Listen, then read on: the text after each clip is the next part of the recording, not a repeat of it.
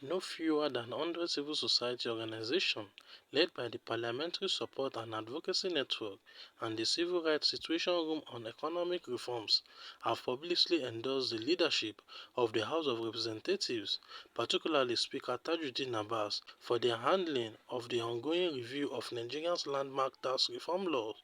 At a press conference on Monday in Abuja, the convener, Ugiri John, the coalition commended the Speaker and the Senate President for what they described as a measured, constitutionally grounded, and institutionally exemplary response to public concern over the recently assented tax legislation.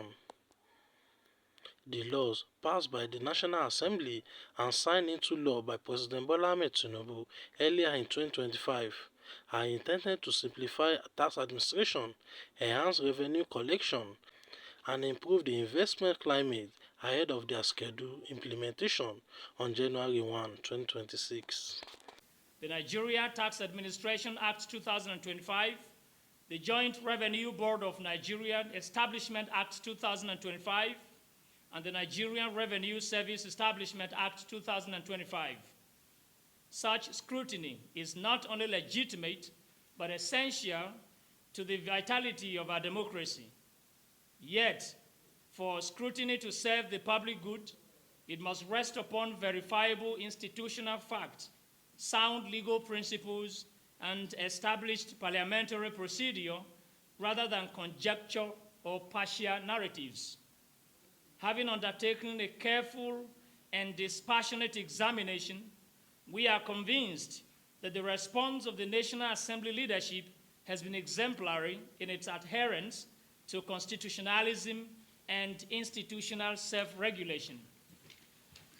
The leadership of both chambers, working closely with the management of the National Assembly, has initiated a rigorous internal review process firmly anchored in the Constitution of the Federal Republic of Nigeria, 1999 as amended, the Acts Authentication Act, Cap A4, Laws of the Federation of Nigeria, 2004, the Standing Orders of the Senate and House of Representatives, and the enduring practices of parliamentary sovereignty and procedural integrity. This is not an admission of any deficiency, nor an erosion of authority.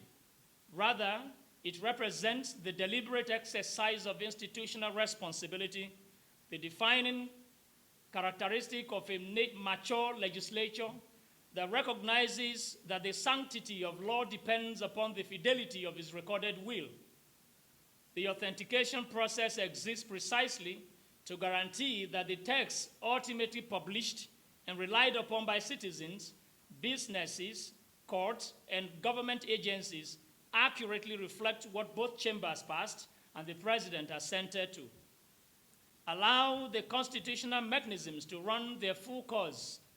Engage the process responsibly and factually. Respect the autonomy of Parliament as a co-equal arm of government.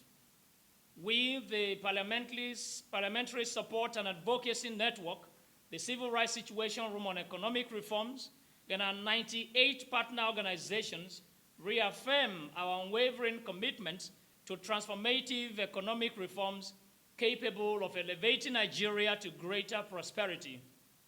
At the same time, we remain steadfast defenders of the rule of law that alone confers legitimacy upon those reforms.